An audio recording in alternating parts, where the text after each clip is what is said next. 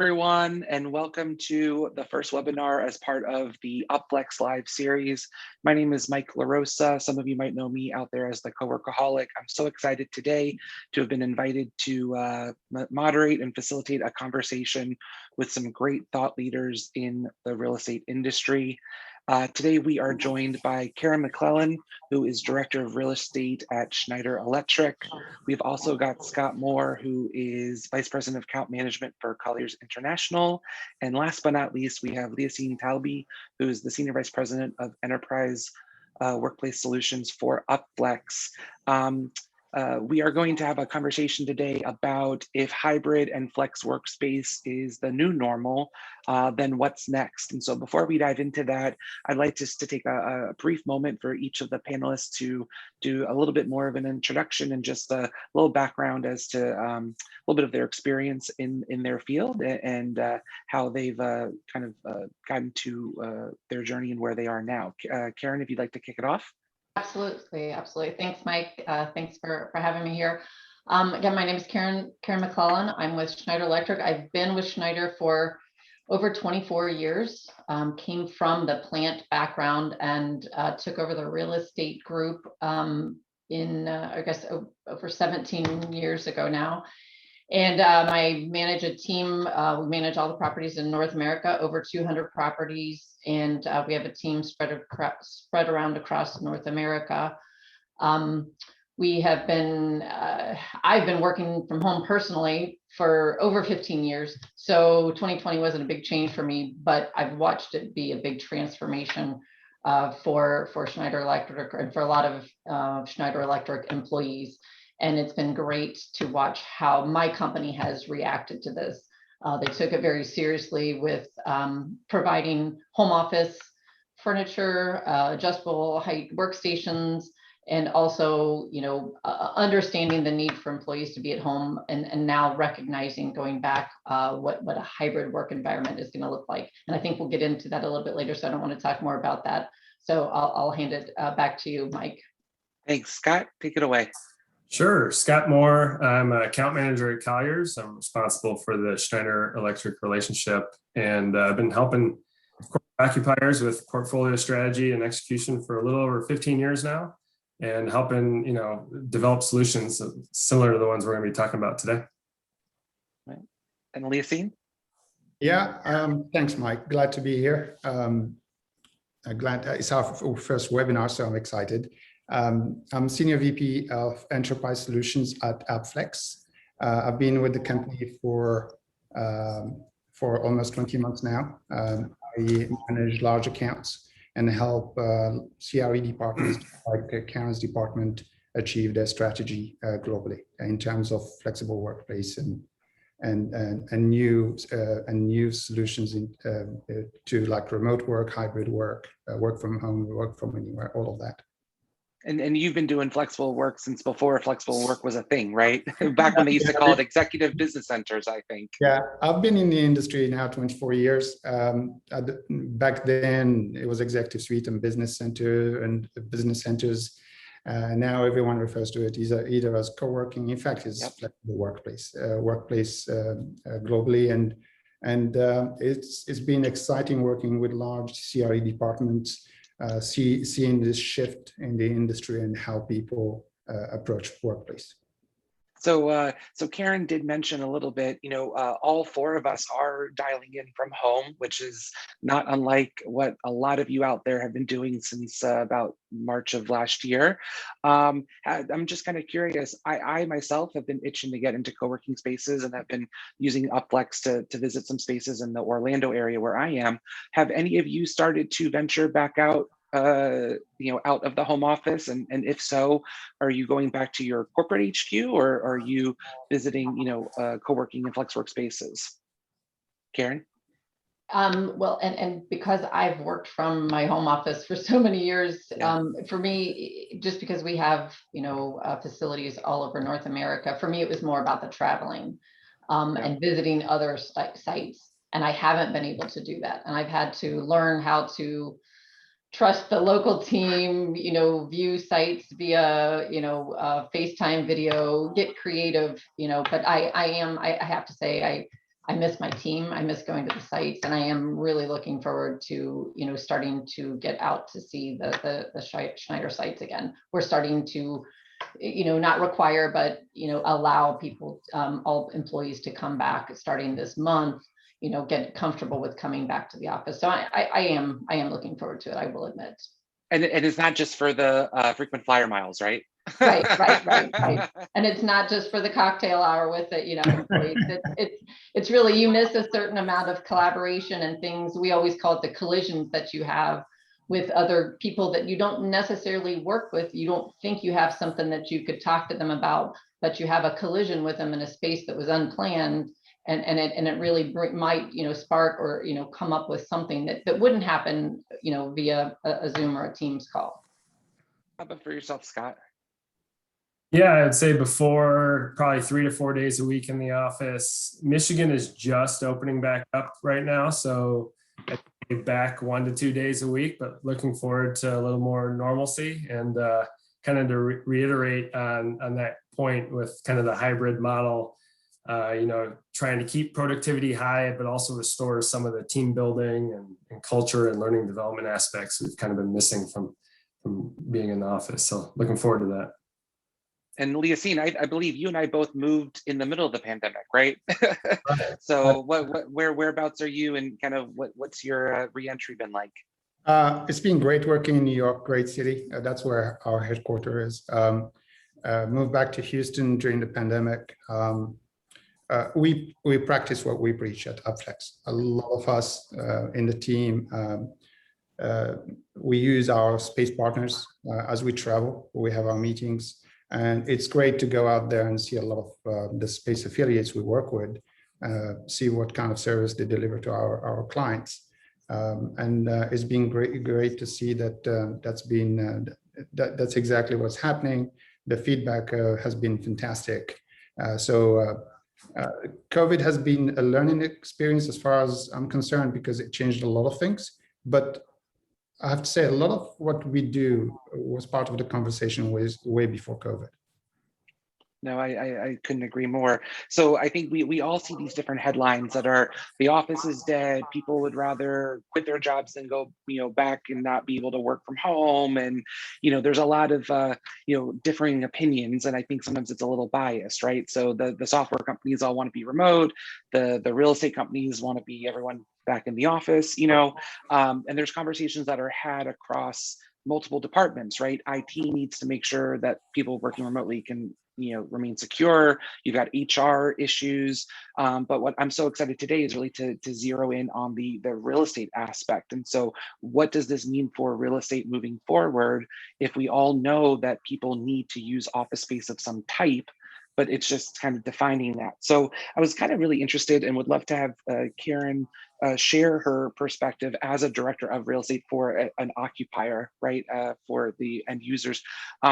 You all were already proactively looking at Flex prior to COVID, right? So you all already knew what the next thing was. Could you kind of share a little bit about the why and the how, and kind of just give us and our audience a little insight as to that decision process and what led you to that?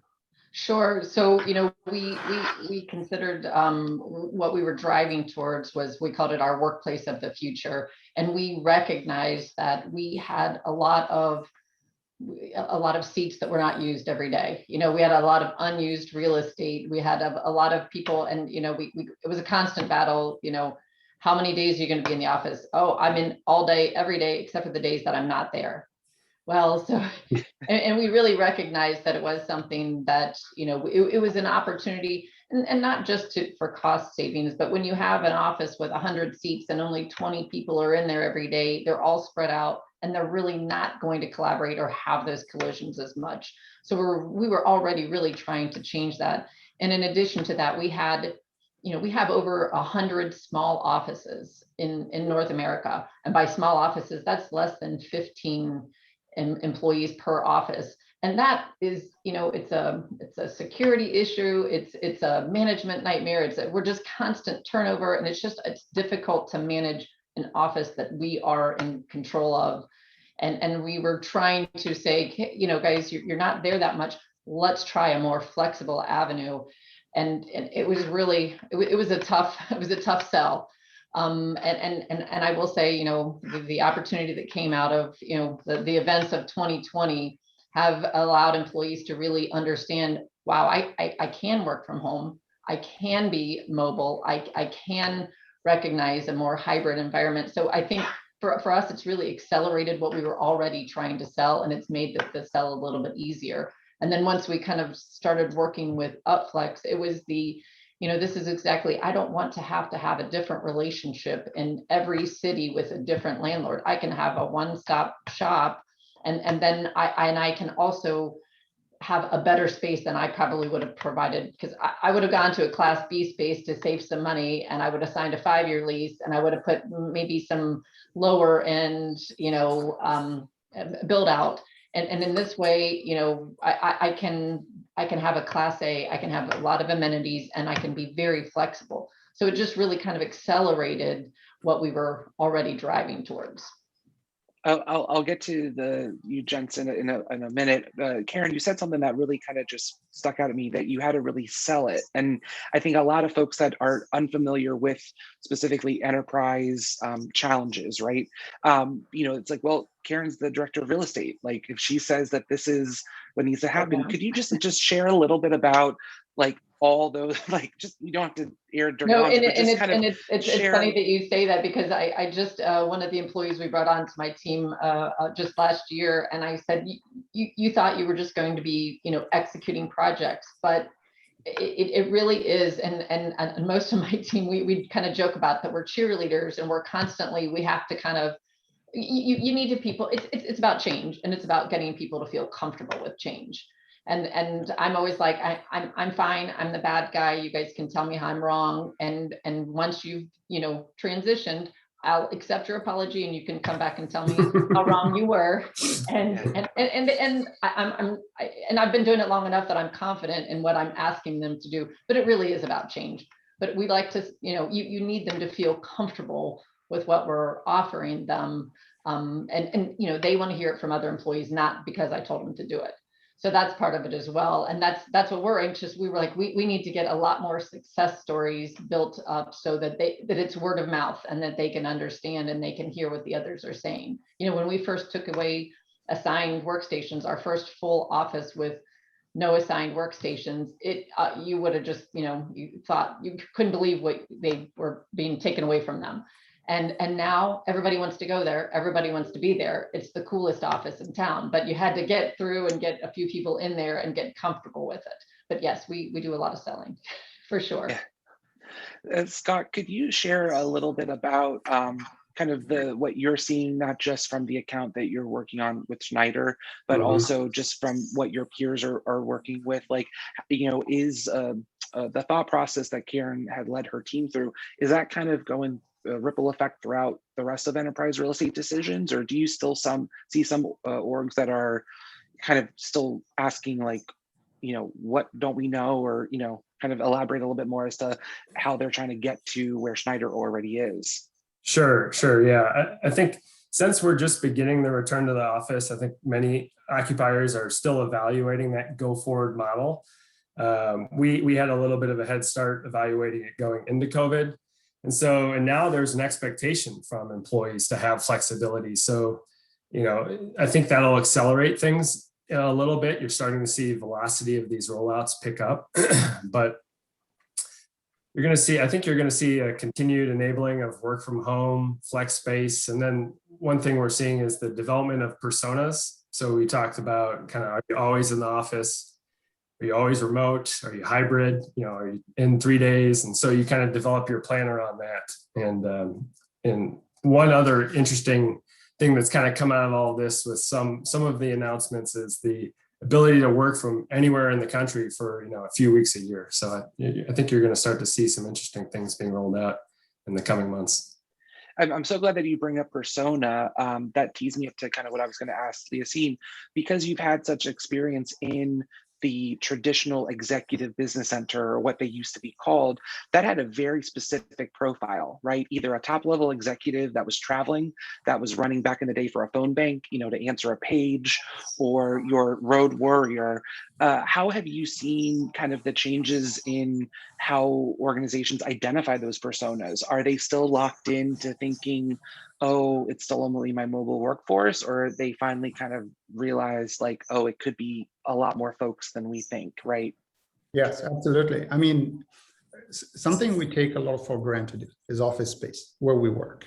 We take it for granted. It's there. We go to the office, we sit down at the desk, we have internet, we get coffee and get to work.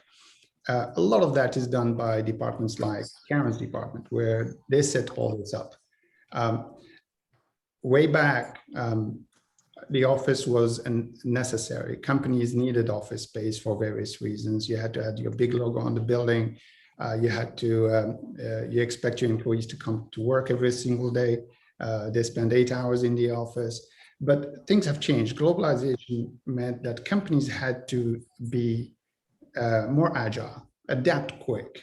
Therefore, they needed flexibility. So that's what drove the shift back then, 20 years ago, 30 years ago, 40 years ago even, to flexible workspace. Companies needed not only to have a lease for 30 years, 20 years, and spend tons of CapEx building this space for their company, but they needed their employees to be able to travel quick, access workplace, get somewhere, get to work.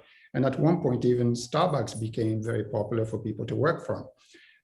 So that shift was driven really by business needs. So reduce cost, be more flexible, adapt quick, be more agile. Yep. Today, the shift is driven not only by business needs, but by employees' wants and wishes. Employees want to work differently. They want to work near their home. They want to feel, and the question is, does it affect productivity? Does it affect creativity? Does it affect revenue? No, it doesn't. Actually, all studies show that employees are as productive, or if not more productive, the way they work. Even, I mean, go back to March last year. Everyone thought the world has stopped. Yeah, but sure. It hasn't. It shows you how resilient it is, and a lot of people carried on working from home. But now the need is from everyone, not only businesses but employees, and it has other impacts on how you hire talent, how you retain talent, and the talent pool expansion overall. But the way people want to work today is, I choose where to work from. Today, I'm happy working from home. Tomorrow, I've got meetings. I'm going to work near my client, or I'll meet and collaborate with my colleagues. I'm flying to Denver. I can work from there, even if my company doesn't have an office. So all these differences, all these shifts, and the needs to be more productive, more agile, is driving this industry to have real estate a lot more flexible. Thank you. You bring up a couple of things where it's talking about the types of personas of the people that say, well, I want to work here. That's great if they're a knowledge-based worker, right? And a laptop's the only tool that they have. A lot of companies have said, okay, we're going fully remote. But the reason why I was so excited to have Karen join us is because Schneider Electric is probably could never be fully remote, right? Because you are in manufacturing, you have to have some types of facilities, and so I think a lot of folks out there that are so pro remote, or they kind of gloss over the fact that no, some people do actually have to go to a physical location. Karen, I'd love to dive into this and kind of get your input and insight on, like, if you are executing a type of flexible work policy and program utilizing the Colliers Mobility Pass powered by Upflex, how do you then navigate who's eligible, who's the right fit?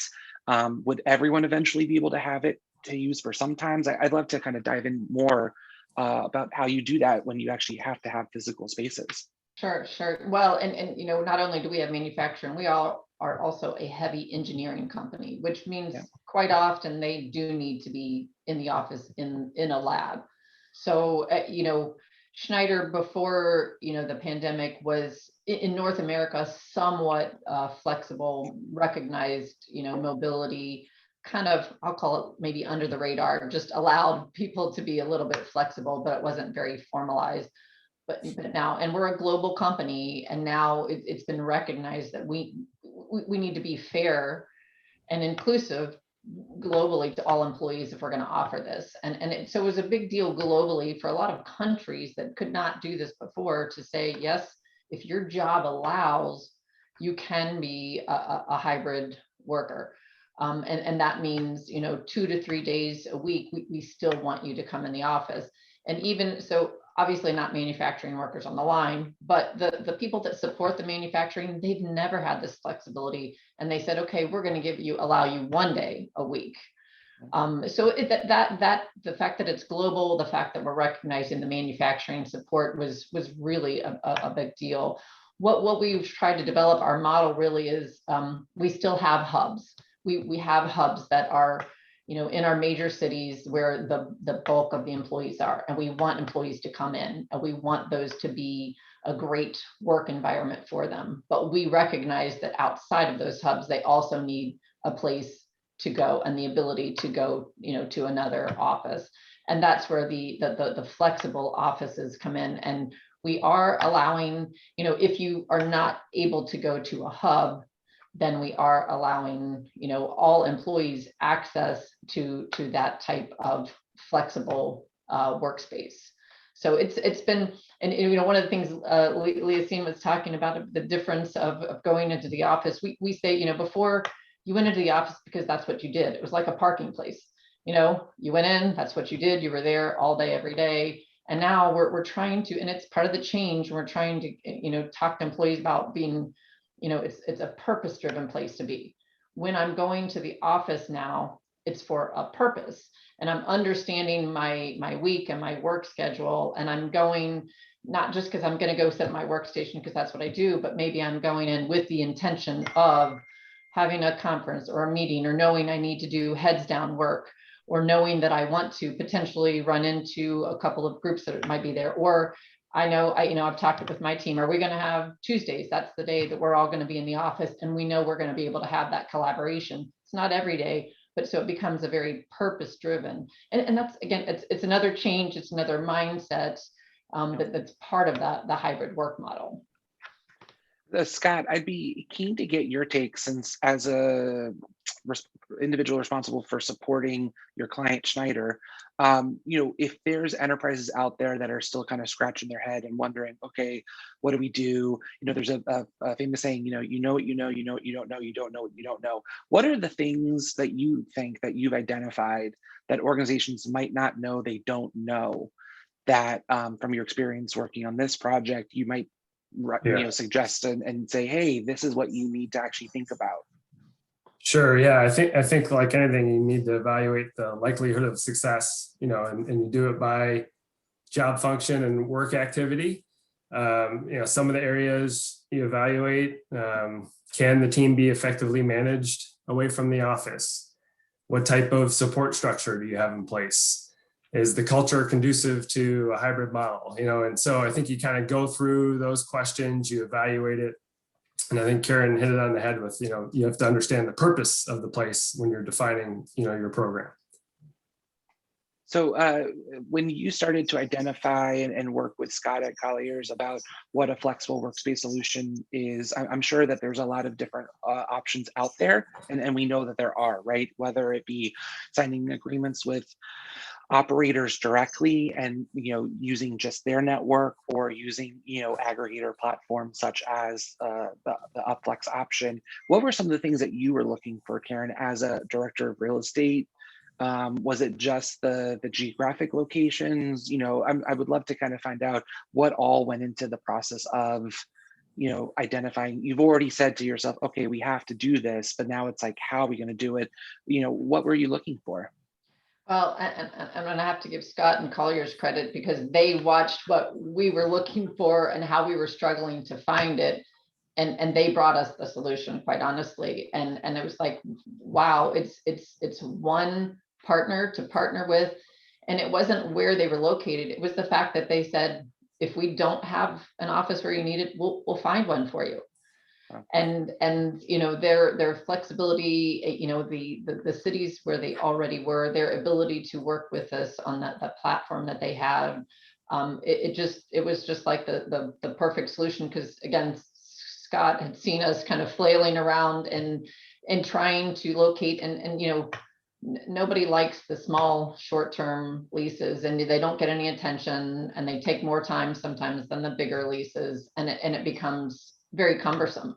And then outfitting those offices, and I think we happen to have a lot of offices in remote locations as well. And that's when, you know, they said, hey, what if, when we've got this great, you know, and they kept calling it this is the Airbnb solution for offices. And it was like, wow, this is perfect for us. And again, kind of the first couple ones we went into, our employees' reaction, and as I mentioned, we typically, our offices, I would, again, class B, maybe even 1980s type, if we haven't updated them. The first couple they went into, and they were like, wow, there's a band playing, and there's amenities here, and there's high energy, and we're not, you know, in the basement of an office building that's been forgotten.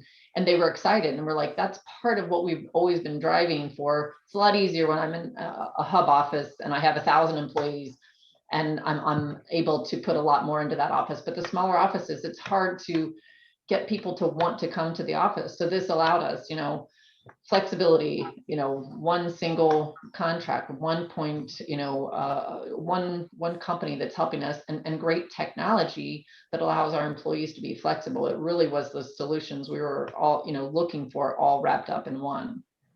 Yeah. I wish I could say that I did a lot of great research and found them, but I didn't.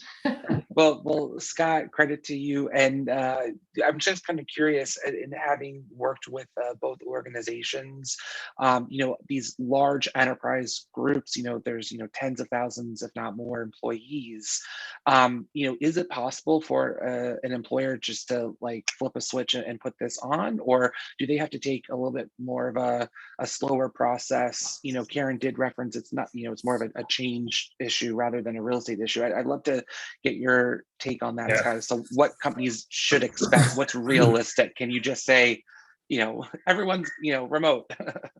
Yeah, no, I think you start with a portfolio-wide assessment, and then you understand the opportunity, and then you develop a pilot program and you roll it out. And the beauty of this is it's flexible, so it lends itself to learning and making adjustments. So no, I don't think it's a flip of a switch, but you've got to go through the necessary steps. But if you do, I think it's, you know, it's definitely something achievable and can be right in front of you. I mean, we developed a pretty thorough onboarding, you know, document to help manage expectations, help simplify rollout, and you know, answer questions like how to book, what to expect, and you know, and so those things. So you start with the portfolio assessment, and you go all the way through the, you know, the blocking and tackling necessary for successful rollout.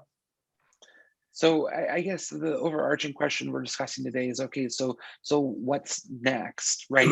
if we all know that a portion of the workforce is going to be able to access flexible workspace a certain amount of time or work from home, it seems that companies are still wanting to hold on to the HQ. Karen, you referenced that, you know, sometimes your team would just meet on Tuesdays, you know, you're going to get in there, you know, all be together. So what is next? Like, how do companies manage and juggle all three? Is you know, I guess what type of solutions are out there, Leasine, that you've seen? Is there anything that Upflex offers that does more than just the workspace and just the on-demand meeting rooms and desks? Yeah, absolutely. We offer various solutions. We simplify them, which is the greatest things about Upflex, and we make sure that our technology is the best in the market to deliver on that. The great point that Karen brought up and you just mentioned is that flexible workplace was something you used when you needed, because you needed that flexibility. So you had a project, you don't have space, you're not in the right location, you need short term, you just go to flexible workspace. Upflex is different. The purpose of using Upflex is a component of the strategy that CRE has and fits with all the other objectives that the company has. So when Karen, and you have to, I mean, Karen and her team and her department had the vision to implement Upflex because it allowed them to not only access all these solutions, meeting rooms, desk when you need it, a private office when you need it, a hub for specific reasons, reduce cost and achieve maximum efficiency. But they could roll that out globally, easily, as part of their strategy, deal with one provider that gives them access to more than 670 brands of operators out there. The largest network today with more than 5,500 locations, and that's constantly growing every single month.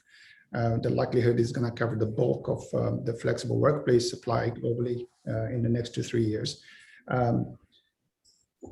Workplace encompasses the fact that you can access all these solutions and they fit with what you want to achieve as a company. So you have to give credit to Karen, her team, and Scott and his great advice in making sure that Upflex is the right solution for what they wanted to achieve.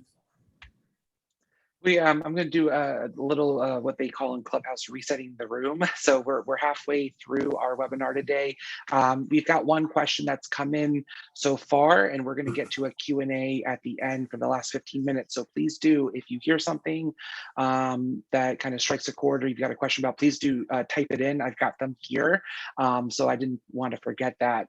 Thank you, Leasine. I'm kind of curious, but what would be next, though, is also, I believe, I don't know too much about it, but there's a new feature that Upflex has shared, which is called Unify. I'd love to get your take on kind of how that is not possibly the new or the next for what the offering is. Could you just share a little bit about that?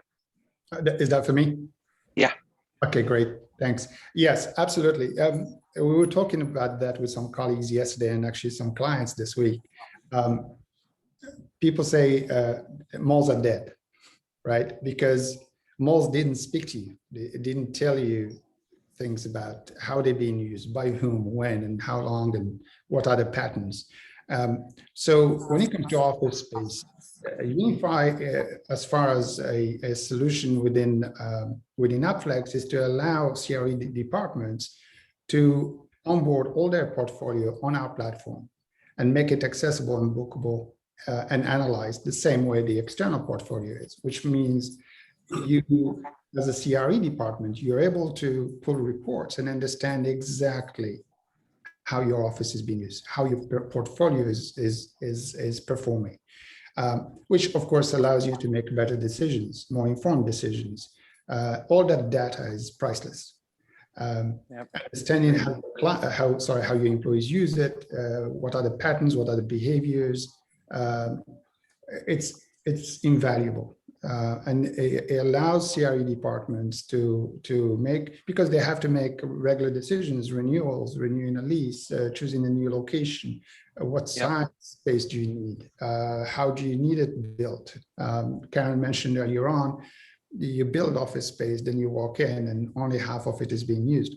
So this allows our clients to basically understand their portfolio better and rationalize and make better decisions, and that helps them achieve all these aspects, especially efficiency, and it affects the bottom line, and that's very important.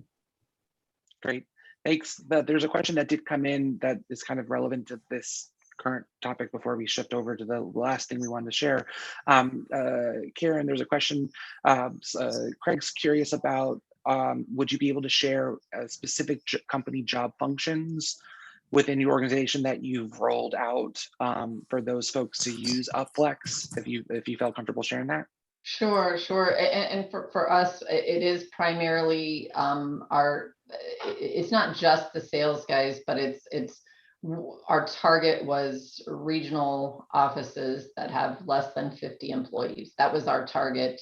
And most of those are not all outside sales, but there's some outside inside sales. And honestly, we're a company of acquisitions. So I have all different job functions that might be at a regional office. But that would be the primary sales and service. And you know, we started with the 50 employees or less, and we've already been talking about, hey, if this, you know, really starts to feel good, why don't we go for the more than 50 employees? What's to hold us back? But that's how we started. And we recognized, and we would meet with the groups, and we would try to understand what is the realistic, you know, how often do they need to be in the office? And that's how we gauged how many seats we would have to have. Because we not only have the on-demand passes, but we've also got certain cities where we had to have a hub where they could come in. And it's still, you know, an Upflex office, but it is our dedicated space. So kind of depending on the job function, either on-demand passes worked more for the sales guys, and the dedicated space worked if I needed more of a, you know, I had more of a technical job function that did need to be in the office and collaborating. Yeah, thanks. I think that's the first time that we've mentioned. I know we've said hub a couple of times. Scott, I'd love your take. You know, a lot of folks think that these booking platforms are just like the immediate on-demand hot desk, right, or the hourly meeting room. But as someone who's, you know, always been responsible for helping find, source, you know, long-term leases, you also know that, you know, clients are probably looking for dedicated space. What about the hub and spoke element of Upflex? You know, do you think kind of helps Upflex stand apart from other competitors, or, you know, kind of like what's your take on that? Sure, it's the perfect middle ground from the traditional office to on demand. And you know, you look at it and you say, okay, we're going to develop our head count, seat count ratio, and you don't need to sign a long-term lease. So you get that hub and spoke model. You still get the flexibility, but you also get the, you know, the more of the kind of going into your office space. So. Yep, I love it. So in doing some research on Schneider, I know that a lot of the work that you do is working towards a sustainable future. I know that Upflex has a program where they plant a tree for every desk and office that's booked. So besides just the commonalities and interest in sustainability, kind of like what more beyond that were you interested specifically about the platform, or, you know, if you've used it yourself, what are the things that you really like about it? Yeah, I think, you know, Karen hit on this already a little bit, but it was really, you know, flexibility is paramount. So it was really flexibility, user experience, you know, I would say is probably in the top two. And then, you know, we're always looking for savings as well. But I would think flexibility and user experience really kind of drove us to dig in deeper on the opportunity and bring it to their attention. And what are some of your favorite features in using the app, Karen? You know, are there things that you like about it, or things that you have found to be useful besides just accessing space? And I haven't personally got to take advantage of going out and using one yet. Yeah. But it's very it's user friendly, it's intuitive. We did take quite a bit of time to make sure that, you know, the Schneider digital team felt comfortable, you know, with the data exchange and the data sharing, and there was a lot to that. It wasn't just flipping the switch. So that was the part that it's secure. It allows our employees. We felt comfortable with it. That's probably my favorite part, because my digital group said okay. Yeah. But it does seem to be very, very simple, very straightforward. You know, in terms of the offering for sure. And head back to the topic of sustainability, because I know that that's important to a lot of organizations out there, right? Even so much so now that, you know, companies that are filing to go IPO now have to have like sustainability plans baked in. You know, Schneider, I don't know all that much, so I'm excited for you to share. You're kind of practicing what you preach, or what you design, what you manufacture. What are some of those things that you all have in the marketplace for organizations that are looking to have their real estate portfolio be more sustainable?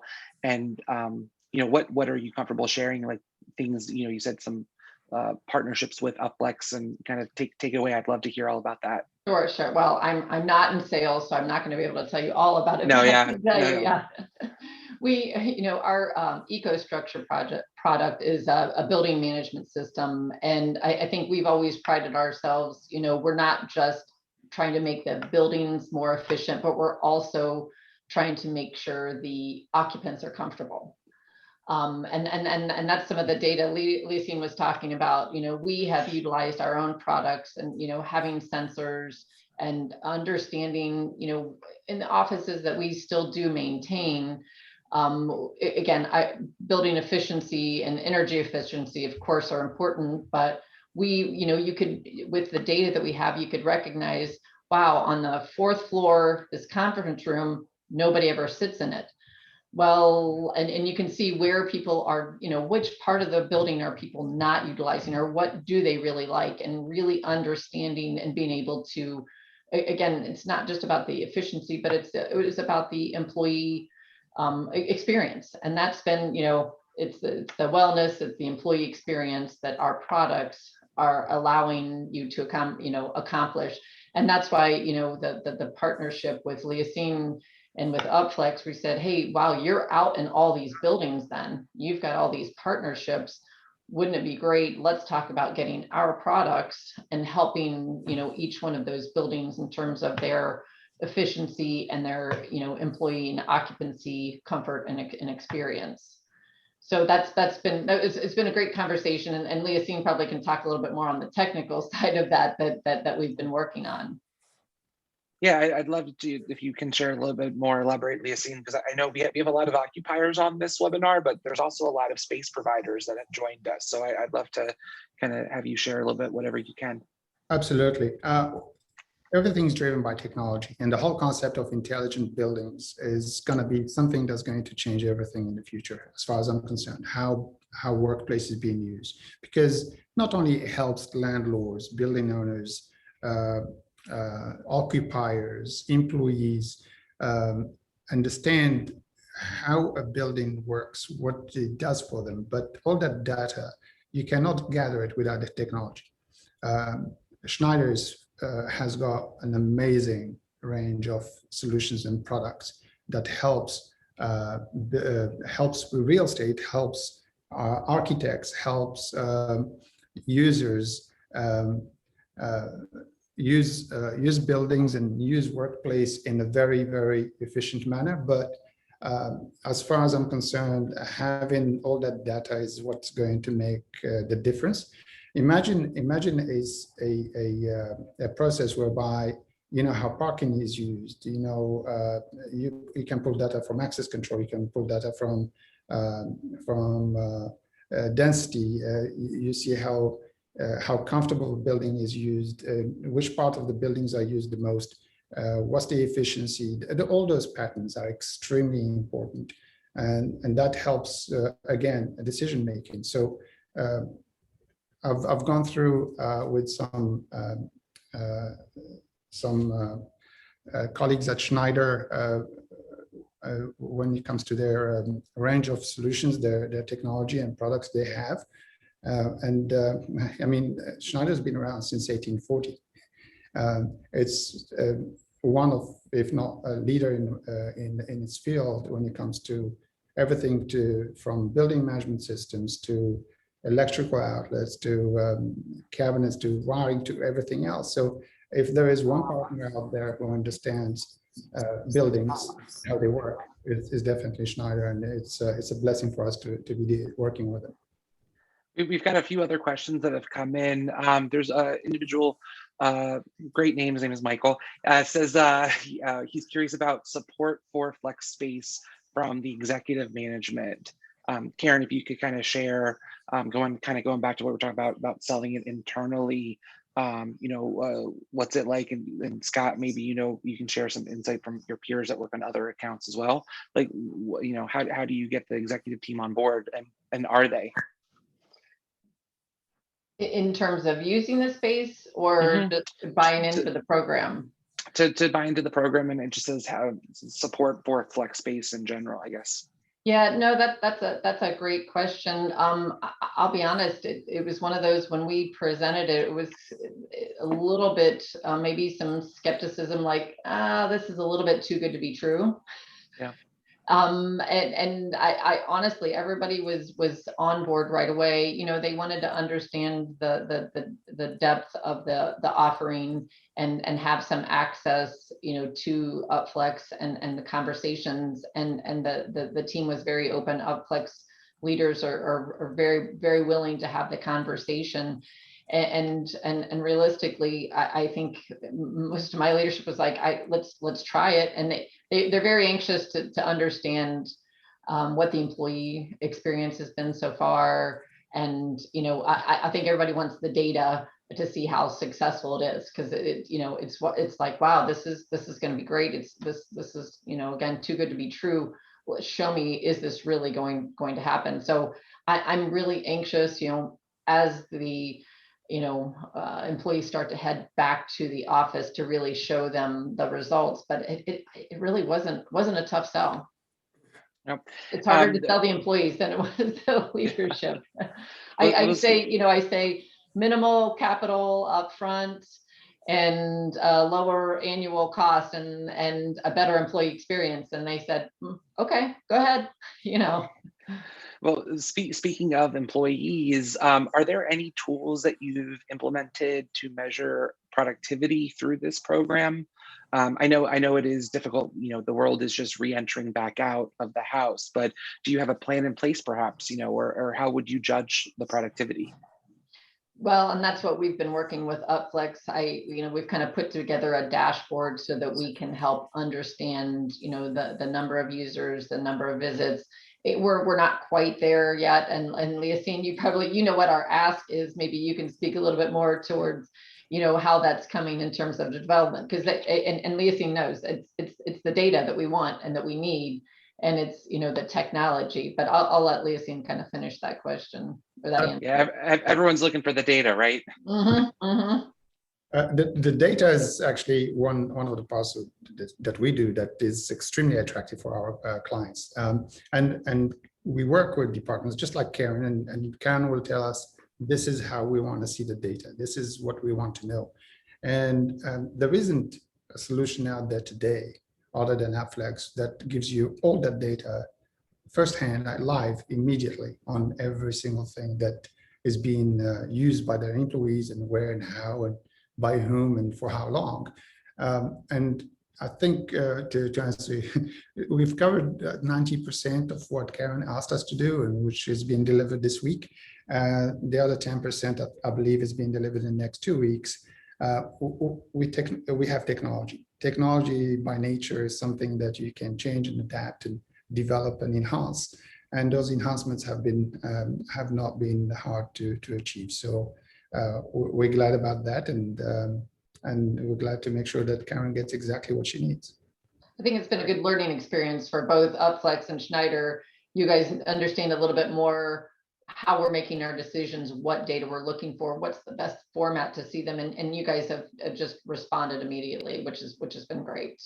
Well, thank you. I mean, this is it. That all that feedback is great for us, because the more we know what you want, the more we'll be able to deliver exactly what you need. So working with CREs, because CREs understand everything else about their company in terms of HR, in terms of business units, what they want to achieve, in terms of finance, in terms of executive, where does the company want to go, where are they going to be, what's the strategy, short, medium, and long term. So understanding all of that and having all that inside knowledge and then getting that feedback helps us deliver the right solutions.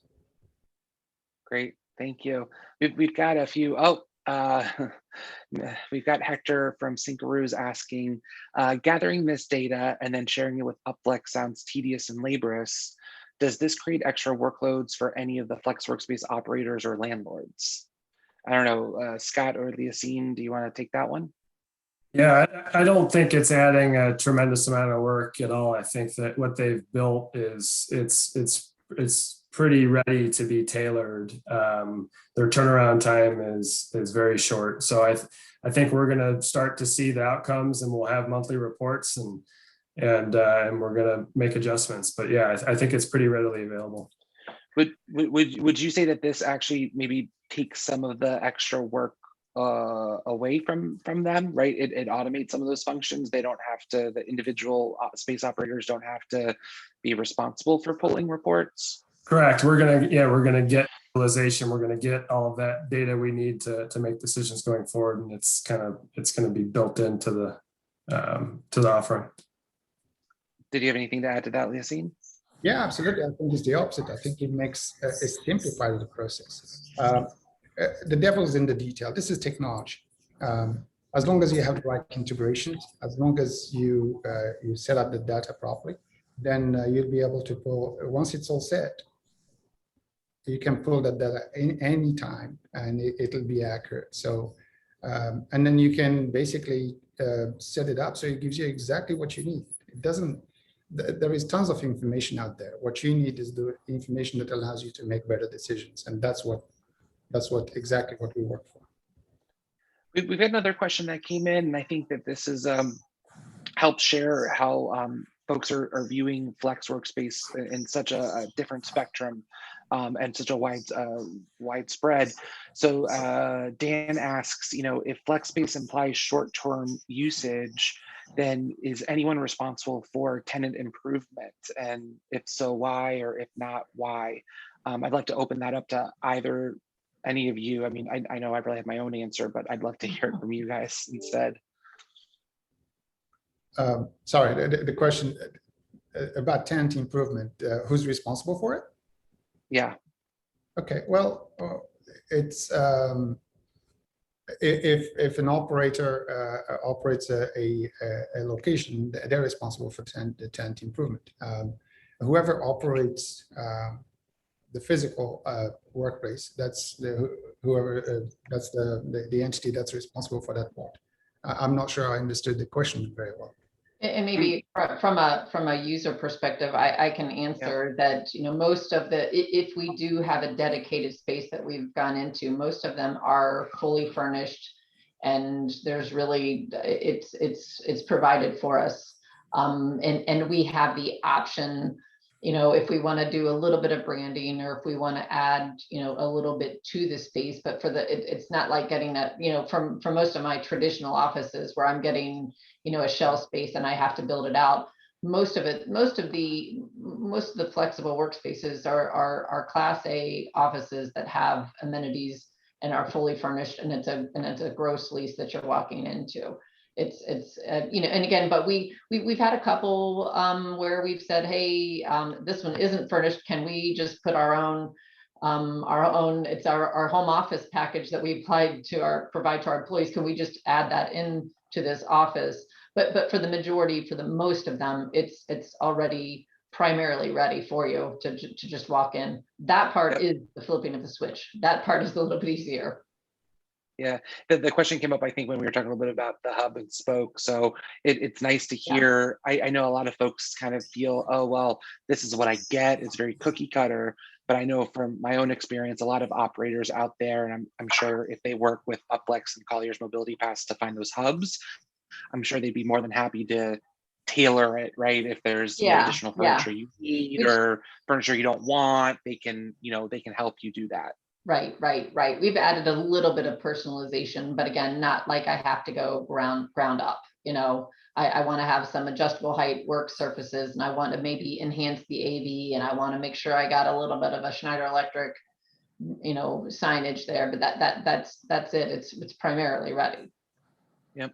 Another question that came in via a text was talking about privacy and security, and that there's a lot of challenges out there with hacking. It's almost every week there's another corporation that's kind of under siege. What does a company need to know about, adequately preparing their employees for data privacy and security before deploying them into Flex Workspaces? And I don't know, Yassine, if you want to take that as far as because we didn't even talk about the safe spaces, which I know is a little bit different, but cybersecurity is certainly a big question. Yeah, absolutely. This is something that we take very seriously at Upflex. But you have to bear in mind that we do not control what employees do. So that's the onus on that is on the employer and their protocols. your employee will be working at a business lounge, somewhere at a Starbucks, somewhere at an airport lounge, or in a hotel lobby or hotel room. Most companies don't control that aspect other than making sure their employees use VPN, make sure they have the right protocols, the right security measures in place to avoid hacking. Whether your employee is going to sit in the hotel lobby and unfortunately log into the wrong network because it's one of those ghost networks that looks like it's the hotel network, but it's not. Yeah. You're in trouble there. And whether they receive an email from just anywhere and they open it, you're in trouble there. So it's something that employers and employees do, and it doesn't matter who you work with and where you work from. Unless you have those measures in place, you're not gonna achieve that security you want. Scott, Karen, yeah. I'm so I sorry. was just going to say, Leasine, touch on the safe spaces, because I think that, that's Yep. very important too. But to go back to the security part, all our providers provide internet access, and it's secure through passwords. They're not open networks. So as long as they access the right network through the right passwords and everything else, and they use VPN and follow the proper protocols, then they should achieve the security they need. But on the safe spaces, it's something that our CEO last March, as the crisis hit, just thought about how do we help employers and employees and overall people everywhere gain confidence. We know that not everyone will be able to go and work from home. Everyone has a different situation. So how do we allow employees to be able to access a workplace and feel confident? Now, it's not 100% safe, but it's safer. There are measures being implemented. And those measures, every one of us has become an expert in these things over the past 12 months. We all know the CDC guidelines, World Health Organization guidelines, National Health Service, and everything else. And having this relationship with our space affiliates meant that we could approach them and have them engage with them and say, look, you have to do something to provide confidence. You have to take steps. And the simplest way is to implement guidelines. Provide more sanitation, reduce occupancy, address social distancing, incident reporting, improve filters to purify air and make it safer. The way you handle food and beverage. So all these measures are actually not really tough measures to implement. It's just good habits, really. But as long as companies did that, people felt safer. And I have to say that I neglected to mention that was a very important selling point as well, that we could filter out. So when an employee was looking for a space, we could filter out and make sure that they were only going to what is considered a safe space. And that was a big tipping point, I think, in our decision, was that they took the initiative to make sure that we could distinguish between and make sure we're only working with buildings that were taking it very seriously. Yeah, and the way we did it is the technology is there, just like Karen said. You could filter as a user if this is something that's important to you. On our platform, on the application, you could filter. You can say, I'll only want to access, whether it's the user themselves or their employer, I'll only want to access safe spaces, and you can filter by that. And those space affiliates themselves publish their policy. You can review their policy on the platform. You can read what they're doing. So you make an informed decision. It just gives you that confidence that everyone needed in that uncertain period, during that uncertain period. I'm glad you all brought that up, because it was something that's really important for us to speak to. We've got 2 minutes left. I want to be respectful of not only our audience's time, but I know the three of you are really busy, and I appreciate you all taking the time out. If I could ask just for like a 20-second kind of gut response from each of you on like what you think the next year will bring, or what you think the new thing for Flex Workspace is, and what our audience should be on the lookout for. I'd love to hear it. Karen? I guess from my perspective, I feel like we've been building up to, I said 2020 was kind of building our plan, and 2021 and 2022 are our execution years. And I'm just, I guess, and I'm just for Schneider employees, I'm excited for them to get out there and really start trying the Upflex on demand and getting comfortable with the hub offices that we've built, with Upflex, and for me to see the data and to see and recognize and react to that, because that was a big selling point too, was, how do we, with this data, well, I've got to make sure that we know how to monitor it and what to do and make appropriate changes and test the agility and the flexibility that we say that we've built in. So I'm anxious to see proof that this was the right direction. Scott, what do you see being the new next thing? Well, yeah, first, we're, it's execute, and we're always looking for the next thing. So, I mean, first things first, I think everyone's really excited about getting back in the office and getting some of that camaraderie, that we all missed. And so then it's evaluating, putting together those guidelines and evaluating how we do our best work and where. So we touched on it today. Where do you do your heads down work? Where do you do, your innovation? And so you just figure that out and build your guidelines and go from there. Yeah. Leasine, what's next for Upflex? I know I saw big news last week with India, but what else is on the horizon? The future is bright. We're looking forward to the return to normalcy. There is no doubt about it. But I have to say, we were having these conversations way before COVID. The shift was there. Companies wanted to achieve more. And guess what? During COVID, one of the biggest talking points everywhere in the news, office space. Yeah. Office space, workplace, so buildings that are empty. And it was scary to see New York totally deserted in March last year. And it's nice to see things getting back to normal. But it's not just about that. It's about Karen mentioned change. Change is scary, and that's a definite certainty. But one thing that is very important: companies like Karen's department, with that vision to implement change and adapt very quick, is where success is. And I've worked with many organizations in the past 20 years, and those are the companies that succeeded in achieving the right strategy. Well, thank you all so much for participating. I know I can speak for Upflex Live. What's next is not necessarily a webinar next month. We are taking the summer off, but we'll be reaching out to all of you. We'll have an exciting topic to discuss when we're all back from vacation and our hot back summer in September. So thank you all for tuning in. We are going to have a recording of this webinar available if you'd like to access it. And until then, we'll see you again next time. Thank you again so much. Thanks, Mike. Thank you. Take care. Thanks, Scott.